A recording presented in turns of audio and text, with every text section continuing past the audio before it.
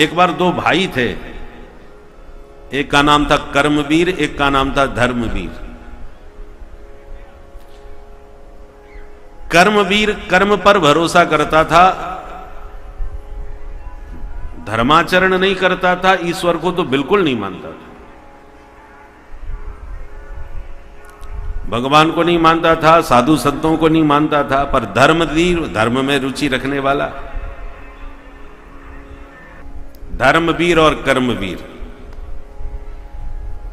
एक धर्मनिष्ठ एक कर्मनिष्ठ। वो अपने काम पर भरोसा करता था, ना ईश्वर को माने ना महात्मा को, किसी को नहीं। एक बार संतों की जमात आई, पुराने जमाने में जमात चलती थी, हमने खूब दर्शन किए संतों की जमात के अपने नगर में, भितरवार में। मंदिर में जमात रुकती थी, हाथी घोड़े लेकर के महात्मा लोग आते थे, कोई 4 सरकार, कोई 8 सरकार, कोई 14 सरकार, कोई 16 सरकार, 16 सरकार तक होते थे। मैंने देखा उनके महात्माओं के भी अधिकारी होते हैं। कोई नकली महात्मा पकड़ में आ गया सो उसकी पिटाई करते थे, उसका पूरा पहले बायोडाटा लेते थे, बता तू किस परंपरा का है, कौन से अखाड़े का है। और जब कोई कुछ नहीं बता पाता था तो ये बोले असली हो तो उसको प्रणाम करते थे, उसका सब प्रबंधन करते थे, और फसली हुआ तो पकड़ करके फिर पिटाई करते थे। क्योंकि फसली महात्मा भी होते ना, जहां देखा भंडारा हो रहा है कि कोई कार्यक्रम हो रहा है, सो बढ़िया अपना कपड़े रंग के पहुंच गए, किसी परंपरा से नहीं होते, मनमुखी। तो फर्जीवाड़ा को पकड़ने के लिए महात्माओं की ये जमात चलती थी। भाई कोई फर्जी महात्मा कोई कांड कर दे तो बदनामी तो महात्माओं की होती है कि फलाने बाबा जी ने ऐसा कर दिया। अब वो बाबा जी किस परंपरा का है, किस अखाड़े का है, कुछ नहीं। तो ऐसे फर्जीवाड़ा पकड़ते थे महात्मा लोग। तो जमात आई, महंती जी बड़े जोरदार थे, धर्म रुचि जो था धर्मवीर, वो संतों के दर्शन करने, आहा अहो भाग्य हमारे, इतने संत हमारे नगर पधारे, महाराज कृपा हो जाए, घर में आपके चरण पड़ जाएं, हमारा घर आंगन पावन हो जाए। बड़ा श्रद्धालु था। महात्मा बोले हाँ आ जाएंगे, कोई बात नहीं, वैसे हम किसी के यहाँ जाते आते नहीं हैं, पर तुम्हारी श्रद्धा देख करके लगता है कि चले चलेंगे। तो धर्मवीर ने कहा महाराज पर एक समस्या है घर में। क्या? बोला मेरा भाई है, कर्मवीर नाम है, वो अपने काम में मस्त रहता है, साधु संतों में बिल्कुल श्रद्धा नहीं रखता महाराज, बल्कि यूं कहो साधु को देख के चिढ़ता है, भला बुरा कुछ भी बोल सकता है। इसलिए मुझे थोड़ा संकोच लग रहा है कि मैं अपने घर लेके आपको जाऊं और मेरा भैया कुछ उल्टा सीधा व्यवहार कर दे तो आप कहीं नाराज ना हो जाएं, लेने के देने ना बढ़ जाएं हमारे। महात्मा बोले बच्चा कोई बात नहीं, हम तो महात्मा लोग हैं, सबकी बातें सुन लेते हैं। बूंद अगाध सही गिरी कैसे, खल के बचन संत सहजे से। दुष्टों की बातें हम महात्मा लोग तो बड़े प्रेम से सहने का अभ्यास है हमको। उल्टा सीधा बोलेगा सुन लेंगे, तुम चिंता मत करो, हम तुम्हारे घर चलेंगे। अरे वाह महाराज, वाह आपकी बड़ी कृपा। तो धर्म रुचि लेके आ गया। कर्मवीर से बोला सुनो आज संत महात्मा आएंगे, कुछ उल्टा सीधा मत बोलना, सबको दंडवत प्रणाम करना। अरे कुछ मत कर पर कम से कम बोल भी तो कुछ नहीं, शांति से रहना। महात्मा आ रहे हैं? बोले हाँ। बोले ठीक है, तुम्हें जो दिखाए सो करो, बर्बाद कर दो अपनी धन की संपत्ति सब, बाबाओं को खिला पिला करके घर का सुपड़ा साफ किए दे रहे हो, तुम्हें जो मर्जी आवे सो करो, मैं तो कमरे में घुस जाऊंगा, मैं तो उनकी शकल नहीं देखने वाला, जब तक रहेंगे तब तक मैं कमरे से ही नहीं निकलूंगा। और ऐसे करके बड़बड़ाता हुआ कमरे में घुस गया और भीतर से कुंडी मार ली। महात्मा लोग आए, स्वयं पाकी थे, अपने हाथ से बना के पाते थे। महात्माओं ने खूब बढ़िया भंडारा बनाया और जब पाने बैठे तो घंटों तक तो जय जयकार लगती है महाराज, बामन द्वारे की और जाने कहां कहां तक की, सारे तीर्थों की। 1 घंटे तक जय जयकार करी। वो सुनता रहा कान लगा के कि देखो कैसे चिल्ला रहे, और भीतर ही भीतर बड़बड़ावे उल्टा सीधा, परंतु बाहर ना निकले। अब 1 घंटा तक जय जयकार हुई, उसके बाद भंडारा पाया और पा करके महंती जी ने कहा कहाँ है वो तुम्हारा कर्मवीर भाई? बोले महाराज कमरे में घुसा है। भीतर से ही बड़बड़ा रहा है। आप चक्कर में ना पड़ो, अच्छा है, बड़बड़ाता रहने दो, आप तो महाराज आशीर्वाद दे और पधारो। नहीं नहीं, महंती जी बोले हम उससे मिल के जरूर जाएंगे। अरे महाराज ना मिलो वही अच्छा है, ना क्या बक दे, कोई भरोसा है उसका, महामूर्ख आदमी है। बोले नहीं नहीं, जो बकेगा हम सब सुन लेंगे, पर मिलेंगे जरूर। देखो महाराज मेरी बात मान लो, महंत जी खूब हृष्ट पुष्ट मस्त थे। महात्माओं से कहा अच्छा तुम चलो, तुम सब जाओ, मैं उनसे मिलके जरूर आऊंगा। तो ठीक है महाराज जी। और महात्मा तो सब खा पी करके जय जयकार करके निकल गए, और महंत जी चुपचाप घर में ही बैठे रहे। अब वो कान लगाए सुन रहा था कि अब हल्ला गुल्ला शांत हो गया, अब कोई जयकारा नहीं लग रहा, इसका मतलब सबरे महात्मा गए। तब उसने अपने कमरे की कुंडी खोली, और जैसी कुंडी खोल के बाहर निकला सो महंती जी तो तके हुए दरवाजे पर खड़े थे। जैसे ही कुंडी खोल के बाहर आया, महंती जी ने पकड़ लिया। हे बाबा क्या करता है भाई, मार डालेगा क्या, तू अभी तक गया नहीं? बोले बेटा तेरे से मिल के ही जाऊंगा, तेरे से मिलने के लिए ही खड़ा था। महात्मा जी तगड़े थे, उठा के पटका और छाती पर बैठ गए। बोले बाबा तू क्या करना चाहते है ये तो बता। बोले बेटा तेरे यहां का अन्न खाया है, तेरे से एक बार तो राम नाम बुलवा के ही जाऊंगा। हम फालतू में किसी का भोजन नहीं करते, जिसका प्रसाद पाते हैं उससे राम नाम बुलवाते हैं। हम तो भजन करते ही हैं, पर जिसका खाते हैं उससे भी भजन करवाते हैं। एक बार राम नाम बोल सो ही छोड़ दूंगा। कर्मवीर बोला मेरे को बोलना ही नहीं है, जबरदस्ती है कोई क्या, मुझे नहीं बोलना। बोले बेटा नहीं बोलेगा तो तेरी छाती से मैं हटने वाला भी नहीं, जब तक नहीं बोलेगा तब तक नहीं हटने वाला। अब बेचारा कर्मवीर परेशान, ये तो बाबा मार डालेगा भाई, बहुत खतरनाक महात्मा है, अच्छे पल्ले पड़े तो जान बची तो लाखों पाए, चलो एक बार बोले ही देते, कम से कम आफत तो टले। इसलिए जब जबरदस्ती बाबा ने जब गला दबाया, सोई चिल्ला के बोला जय श्री राम। सोई बाबा ने कहा बन गया तेरा काम, और उठ के खड़े हो गए। और उसको खड़ा करके कहा सुनो, अब तूने जिंदगी में एक बार मेरे कहने से बोल दिया है जय श्री राम, तो इस नाम को कभी बेचना मत, कोई कितना भी कोशिश करे खरीदने की। बोले बाबा तू क्या पागल हुआ है, राम नाम कौन खरीदेगा मेरे से। बोले नहीं मैं बताए दे रहा हूं, कोई खरीदे तो बेचना मत। बोले हाँ नहीं बेचूंगा भैया, तुम बाबा पधारे यहां से।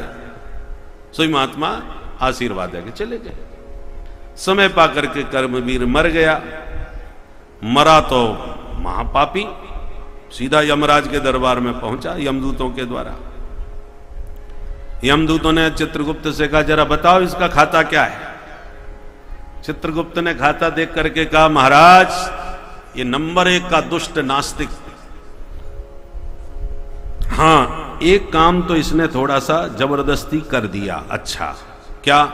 बोले एक महात्मा ने कृपा पूर्वक इससे जबरदस्ती एक बार राम नाम लिवा दिया, इसके अलावा इसके जीवन में कोई अच्छा काम नहीं है। अच्छा सिर्फ एक बार नाम लिया? बोले हाँ एक बार, वो भी जबरदस्ती, इसने नहीं लिया, महात्मा ने लिवाया। अच्छा चलो कोई बात नहीं।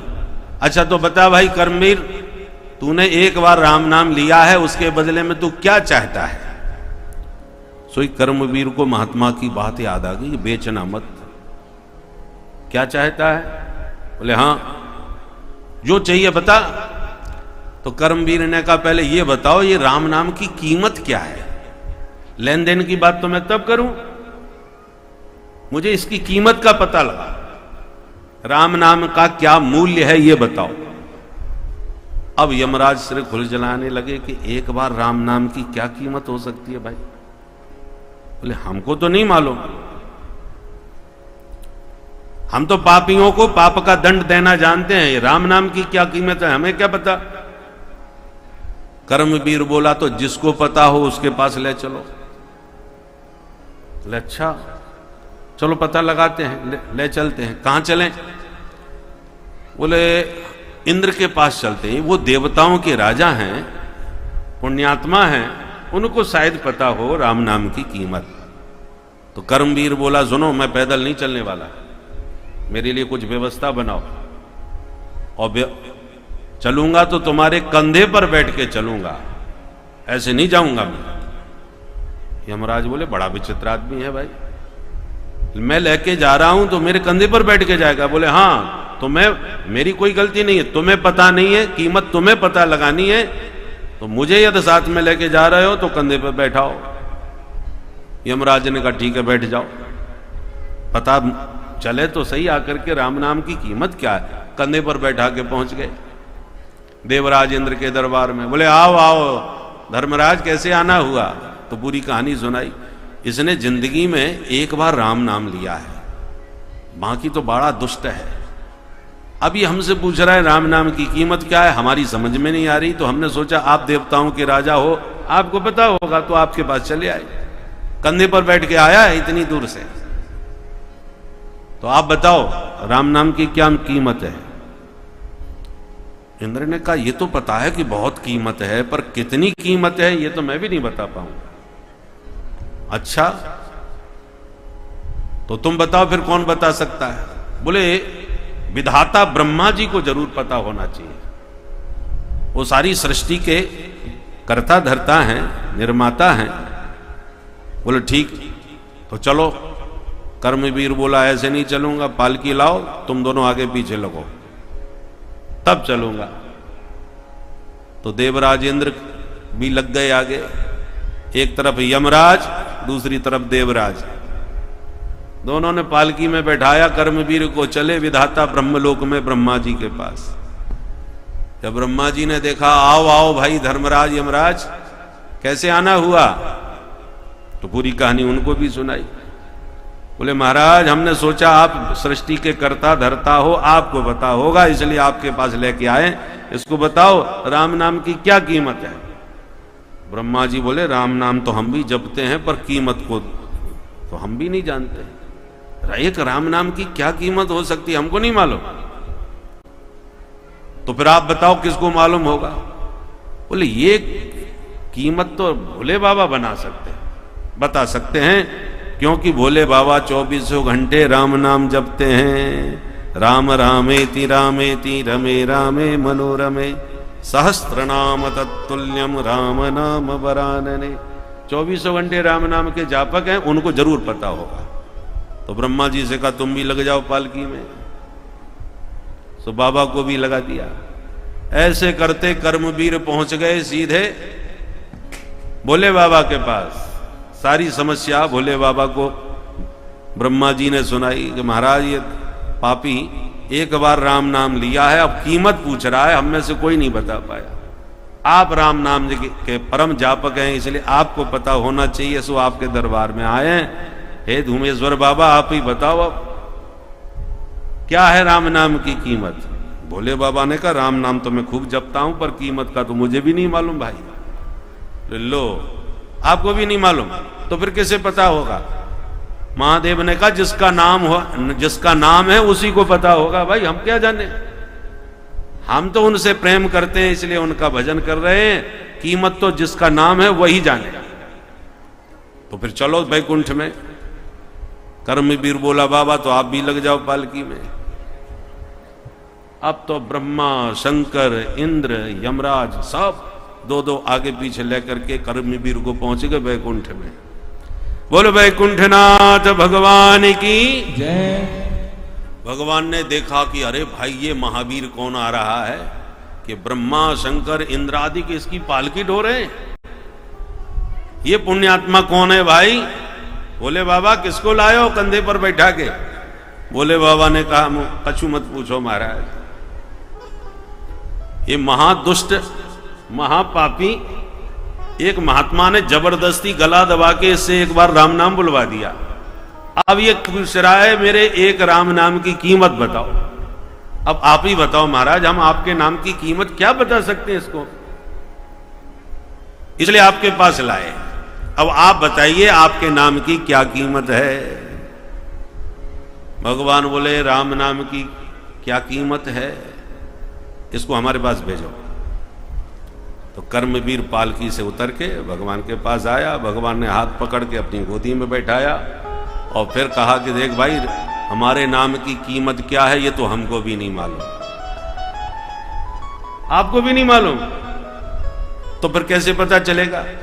भगवान बोले राम नाम की इससे बड़ी कीमत क्या हो सकती है कि ये नंबर 1 का पापी दुष्ट, जीवन में कोई अच्छा काम नहीं किया, कोई धर्म कर्म नहीं किया, परंतु फिर भी एक बार राम नाम वो भी जबरदस्ती लिवाया गया, तब उसका चमत्कार है कि ये तुम जैसे देवताओं के कंधे पर बैठकर आज वैकुंठ में आ गया और वैकुंठ में आके मेरी गोद में बैठ गया। इससे बड़ी राम नाम की कीमत और क्या हो सकती है? कहो कहाँ लगी नाम बड़ाई, कहो कहाँ लगी नाम बड़ाई, कहो कहाँ लगी नाम बड़ाई, कहो कहाँ लगी नाम बड़ाई, राम न सही नाम गुण गाई, राम न सही नाम गुण गाई, राम न सही नाम गुण गाई, राम न सही नाम गुण गाई, कहो कहाँ लगना, कहाँ लगना, कहाँ लगना नाम बड़ाई। तो प्रभु के नाम की अद्भुत महिमा है। स्वयं परमात्मा भी अपने नाम की महिमा का निरूपण नहीं कर सकते।